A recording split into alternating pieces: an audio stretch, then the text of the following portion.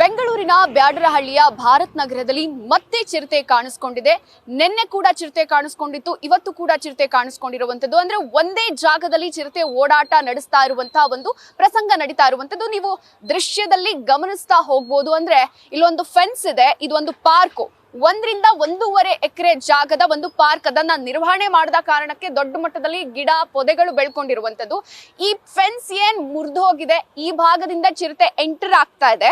ಅಂದ್ರೆ 2 ದಿನದಲ್ಲಿ 3 ಬಾರಿ ಚಿರತೆ ಎಂಟರ್ ಆಗಿರುವಂತಹ ಒಂದು CCTV ದೃಶ್ಯಾವಳಿಗಳು ಕೂಡ ಲಭ್ಯ ಆಗಿರುವಂತದ್ದು. ಅದೇ ಜಾಗದಲ್ಲಿ ಎಂಟರ್ ಆಗಿ ರಸ್ತೆಯನ್ನ ದಾಟುವಂತ ಚಿರತೆ ಈ ಒಂದು ಜಾಗಕ್ಕೆ ಹೋಗ್ತಾ ಇದೆ. ಅಂದ್ರೆ ಪ್ರತಿ 3 ಬಾರಿನೂ ಕೂಡ ಅದೇ ಜಾಗದಲ್ಲಿ ಎಂಟರ್ ಆಗಿ ಈ ಒಂದು ಭಾಗಕ್ಕೆ ಚಿರತೆ ಹೋಗ್ತಾ ಇರುವಂತದ್ದು. ಇಲ್ಲಿನ ಸ್ಥಳೀಯರಿಗೆ ಹಲವು ಅನುಮಾನಗಳು ಹುಟ್ಕೊಂಡಿರುವಂತದ್ದು. ಅಂದ್ರೆ ನಿನ್ನೆ ಸ್ಥಳಕ್ಕೆ ಬಂದಂತ ಅರಣ್ಯ ಇಲಾಖೆ ಸಿಬ್ಬಂದಿಯವರು ಒಂದಷ್ಟು ಕಾರ್ಯಾಚರಣೆಯನ್ನ ಮಾಡೋದಕ್ಕೆ ಪ್ರಯತ್ನ ಪಟ್ಟರು. ಅಂದ್ರೆ ಸಿಡಿಮದ್ದುಗಳನ್ನ ಸಿಡಿಸೋದಾಗಿರ್ಬೋದು, ಹಾಗೆ ಬಲೆಗಳನ್ನ ಹಾಕಿ ಚಿರತೆ ಸೆರೆ ಹಿಡಿಯೋಕೆ ಪ್ರಯತ್ನವನ್ನ ಪಟ್ಟರು.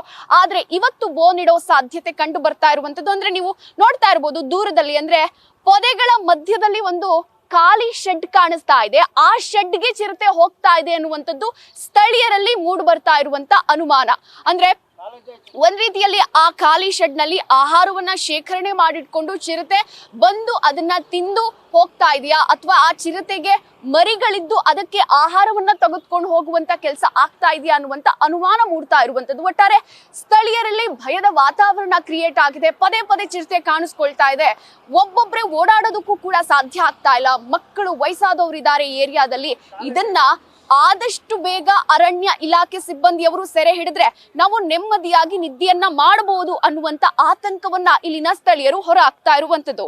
ವಿಡಿಯೋ ಜರ್ನಲಿಸ್ಟ್ ಬೈರೇಶ್ ತಿಪಟೂರು ಜೊತೆ ಚಂದನಾ ಶೆಟ್ಟಿ, ನ್ಯೂಸ್ ಫಸ್ಟ್ ಬೆಂಗಳೂರು.